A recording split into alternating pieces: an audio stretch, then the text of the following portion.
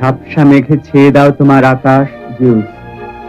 বালক যেমন কাঁটা গাছের মাথার দিকটা খসিয়ে দেয়, তোমার শক্তি তুমি পরক করো ওক গাছে আর পাহাড় চূড়ায়।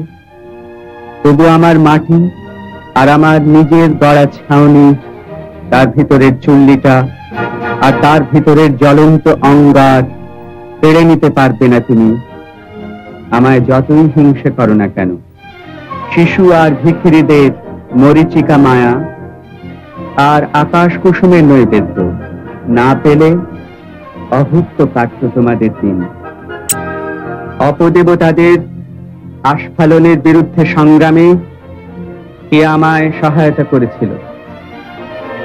মৃত্যু আর দাসত্বের কবল থেকে পরিত্রাণ করেছিল কে আমাকে? তুমি, হে আমার দীপ্ত পবিত্র হৃদয়। তুমি কি একা এই সব কিছু ঘটাওনি? আর তারুণ্যের যত অপরূপ ফুলের মাসুল দিয়েও তুমি কি তোমার নিষ্কৃতির জন্য শেষ পর্যন্ত ঊর্ধ্ব লোকের নিদ্রিত সত্তাকে কৃতজ্ঞতা জানাওনি? আমি তোমাকে মান্য করব কেন? যে দুরূহ ভারে আমি নুয়ে নুয়ে পড়েছি, তুমি কি তা শমিত করে দিয়েছিলে? আমার প্রস্ত চোখের জল তুমি কি মুছিয়ে দিয়েছ কখনো? এইখানে বসে আমি মানুষ বানাই, আমারই কল্প কাঠামোয় গড়ে তুলি মানব জাতি, যা আমার সহমর্মী, যা কষ্ট পাবে, কেঁদে উঠবে, যা আনন্দ পাবে, আস্বাদ নিতে পারবে, আর আমার মতোই তোমার বিষয়ে উদাসীন হতে শিখবে।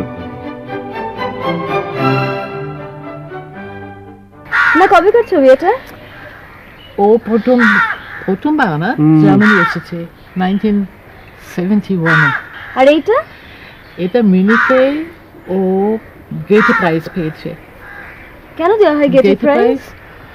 ও দুটো দেশের কালচার কম্বাইন করেছে। আচ্ছা, এখানে বিসমার্ক আচ্ছা মনে আছে? Clause Bismarck. তিনি একজন সংস্কৃতি প্রেমিক ছিলেন, ওই বিসমার্কেরই উত্তরাধিকারী। আর এইটা? এটা কলকাতায় ম্যাক্স মিলার ভবনে। আচ্ছা আচ্ছা, সেলিব্রেশন। আচ্ছা আচ্ছা, তোমার ছেলেবেলার গল্প শোনাবেন আমাকে আজকে?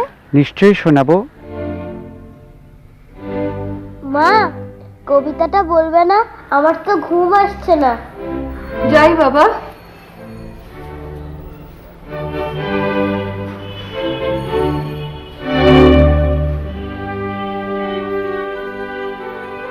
তাহলে বীর পুরুষটাই বলি।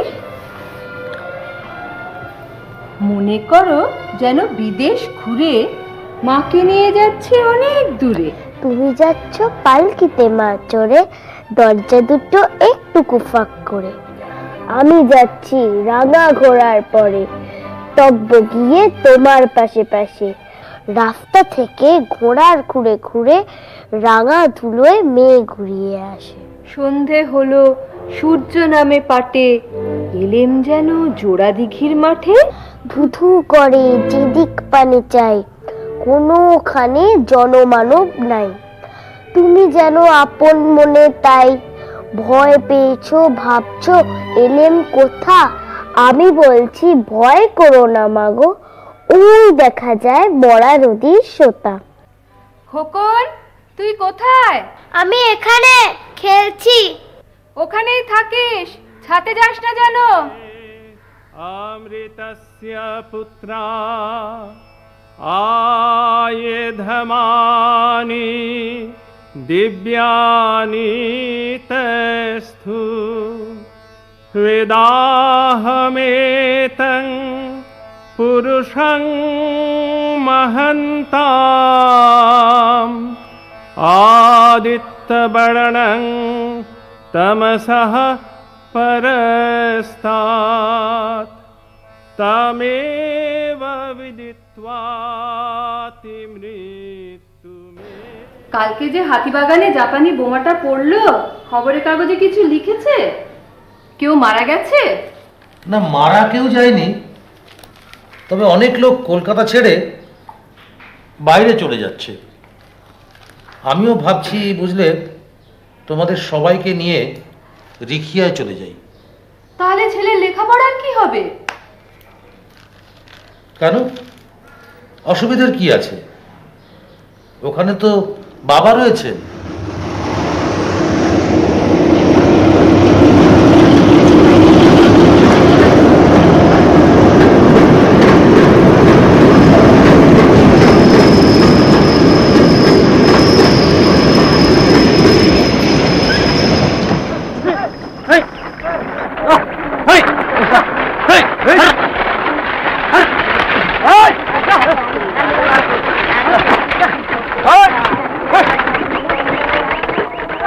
জেঠু আমাদের শোনাচ্ছিলেন জেঠু সাঁওতালি শেখার গল্প।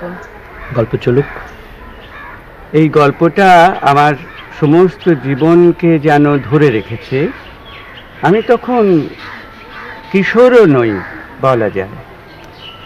এই সময় আমরা থাকতাম সাঁওতাল পরগনার একটা গ্রামে, রিখিয়া। সেখানে রোববার রোববার হাট বসতো। একটি হাটে আমি আবিষ্কার করলাম একজন সাঁওতাল গুরুকে, আমি যার কাছে সাঁওতাল ভাষা শিখব। এর নাম যজ্ঞু মারান্ডি। তো তিনি আমাকে শেখাচ্ছেন। আমি বললাম, এইভাবে আমি তো ব্যাকরণের সাহায্যে শিখবো না, আমি তোমার গানের মধ্য দিয়ে তোমার ভাষা শিখব। তারপর সে আমাকে নিয়ে গেল তাদের একটা পরব থেকে, তাদেরই একটা পার্বণে, বিবাহের পার্বণ। সারা রাত ধরে বিয়ের অনুষ্ঠান চলছে, সেখানে গান হচ্ছে। সেই গানগুলি দুঃখের গান। তা আমাকে মারান্ডি বললেন, এগুলো বাইরে দুঃখের একটা বেড়া আছে, ভেতরে আনন্দ আছে। তা একটা গান ছিল এরকম যে একটি অনাথ শিশু, সে বলছে আমার জীবনটা কিরকম হয়ে গেল, আমার কেউ নেই, এমনকি একজন কাকাও নেই যে আমাকে একটা বিড়ি খেতে দেবে। খুবই লৌকিক ব্যাপারটা, কিন্তু এর মধ্যেও একটা ট্র্যাজিক দিক আছে। এই গানটা আমি যখন শুনলাম, একেবারে মরমে প্রবেশ করে গেল। নুরুং মারাং রসি বসি দাঁড়া রাকা দাঁড়া নারাঙ্গ, নুরুং মারাং রসি বসি দাঁড়া রাকা দাঁড়া নারাঙ্গ, তাকই হোগে দেলা দে মাতো মা, ভই ভই রে তা হে না কাকা কুড়ো এ তা হে না, ভই ভই রে তা হে না কাকা কুড়ো এ তা হে না, তব তো মুঝে দেলা দো মাতো মা। এই যে এই গানটা হলো, এই গানের পর আমি প্রায় 100 গান শিখে ফেললাম। সেই গানগুলির মধ্য থেকে আমার মধ্যে একটা সাঁওতাল ভাষা কোষ গড়ে উঠল। জয়, আমার মনে হচ্ছে আমি একটা বুড়ো মহানিম গাছ, আর পুপি হচ্ছে একটা দুর্গা টুনটুনি পাখি। আমার ভেতরে ঠুকরে ঠুকরে আমার সব শৈশব স্মৃতি বার করে আনছে। আমার শান্তিনিকেতনের প্রথম সময়ের কথাও জানতে চাইছিল, কিভাবে গেলাম। আমি যখন চলে গেলাম, খুব আচ্ছন্নভাবে ওখানে চলে গিয়েছি, এবং রবীন্দ্রনাথ তখন না থাকলেও তার কবষ্ণ অনুপস্থিতি চারদিককে ভরিয়ে রেখেছিল। শ্রমিক শান্তিনিকেতনের সেই সময়টাতে আমরা কীরকম যেন একটা সুন্দরের ঘোরের মধ্যে থাকতাম। সুন্দরই যেন জীবনের শর্ত। তা এরই মধ্যে আছি, রিখিয়াকে কবে ভুলে গেছি। এমন সময় জয়, আমার সাঁওতাল শিক্ষক যজ্ঞু মারান্ডি এসে উপস্থিত। আমাকে এসে বললেন, এখানে কি করছো? তোমার জায়গা সাঁওতাল পরগনা, সেখানে চলো, আমি তোমাকে নিয়ে যেতে এসেছি। আমি বললাম, সে কি হয়, সে কি করে হয়? এখন যে বসন্ত উৎসব, আমার আজকে গানের পালা আছে।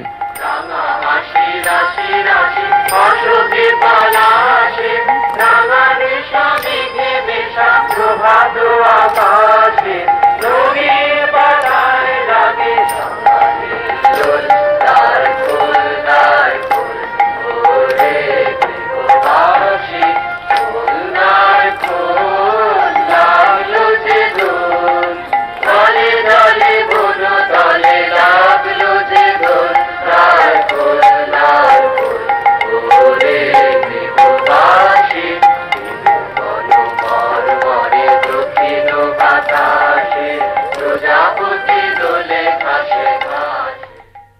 যজ্ঞ মারান্ডির সঙ্গে আমার অনেক অনেক কথা হলো। কোপায় উজিয়ে চলে গেলাম কঙ্কালীতলায়। তিনি আমাকে বোঝাবার চেষ্টা করলেন যে রিখিয়াতেই আমি যেন আজীবন থাকি। আমি বললাম সেটা আমার পক্ষে সম্ভব হবে না। কিন্তু যজ্ঞ যেই চলে গেলেন আমার মনে হলো যে রিখিয়া আমার সারা জীবনের মধ্যে ফল্গু হয়ে বইছে। ওখানে আমাদের যে ভিটে ঘর মতন ছিল সেখানে পূজা হতো।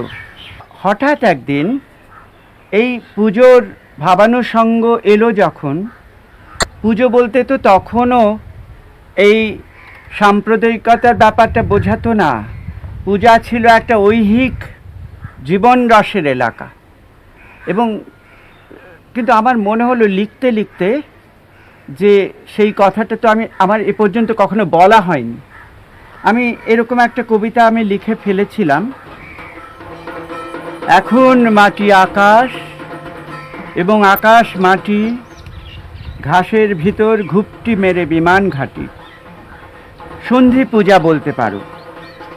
কিশোর দশায় মহাষ্টমীর রাত্রে যখন পুরুত মশায় তর্জনীটা ঘুরিয়ে ধরে অর্ধমাত্রা, এই মুহূর্তে দ্বীপ জেলে দে 108টা বলে উঠতেই মা আর আমি থরথরিয়ে দিয়া জ্বালতাম। এবং তিনি খড়গ নিয়ে চেয়ে দেখতেন সলতে কিছু কমতি হলে মা আর আমার আঙুলগুলো উঠত জ্বলে। বন্ধুৎসব ঘিরে তখন জোনাক আঙার, রিখিয়া এক উপগ্রহ ভুবন ডাঙার। আর এখনই তোমার কাছে যাবার আগে মুখ ঘষছি গুগগুল ইউক্যালিপটাসের। ভাবছি শেষে পৌঁছে যেতে পারবো তো ঠিক। একটু পরেই ভূমধ্য ওই সাগরান্তিক পাহাড়তলির গ্রামান্তরে দশভুজা আমার কাছে আবার যাচে সন্ধি পূজা। বাহ জয়, আমরা সকাল থেকে অরূপদার সঙ্গে যতক্ষণ কথা বলছি এখানে বসে, তার মধ্যে একটা কথা বারবার ঘটে যাচ্ছিল, এসে যাচ্ছিল, তুমি লক্ষ্য করছিলে। মূলে কোথাও কিন্তু আবার একটা মা ছেলে, ছেলে মা। তাহলে আপনি একটা গল্প বলি তাহলে। সেটা হলো যে আমি একটি মেয়েকে ক্ষীণভাবে জানি। সে একটা সংস্থায় চাকরিও করে। তা বিয়ের অল্প দিন বাদে তার বিবাহ ভেঙে যায়। তখন তার একটা বাচ্চা আছে, বাচ্চাটার বয়স 2 বছর বা এরকম কিছু। সে সময় মানে তাকে আলাদা হয়ে থাকতে হয় সংসার থেকে, সেটা আমি জানতাম। মেয়েটি কবিতা লিখতো বলে তাকে তার সঙ্গে সামান্য চেনা ছিল। তারপরে কবিতা লেখা বন্ধ করে দিল। হঠাৎ এই কয়েকদিন আগে ওই মধুসূদন মঞ্চে আমি একটা কোনো থিয়েটার বা কিছু, সেইখানে সে মেয়েটি এসে আমার সামনে দাঁড়িয়েছে। তার পাশে একটা লম্বা মতো একটি কিশোর। বাহ, আপনার চেয়ে বড় হয়ে গেছে তো। আর খুশি, ভালো লাগলো দেখে আর কি। তারপর আমি আর কাবেরী মানে আমার স্ত্রী, আমরা দুজনে থিয়েটার দেখে বেরিয়ে রাস্তার উল্টো দিকে চলে এসেছি। ট্রাফিক ছেড়ে দিয়েছে। একেবারে শেষ মুহূর্তে ছেলেটা ওর মায়ের হাতটা ধরে ছুটতে ছুটতে রাস্তা ক্রস করে চলে যাচ্ছে। আর ওর মা কিন্তু সালোয়ার কামিজ পরা, আর ওই ওড়নাটা উঠছে। আর ছেলেটা ওদের দুজনকে 2 বন্ধু বলে মনে হচ্ছে। একেবারে ছুটতে ছুটতে রাস্তাটা ক্রস করে ওপারে চলে গেল। আমার সঙ্গে সঙ্গে অলোকদার একটা কবিতার কথা মনে পড়লো, যে কবিতা আমি খুব অল্প বয়সে পড়েছি। কবিতাটার নাম হচ্ছে তীর্থযাত্রী।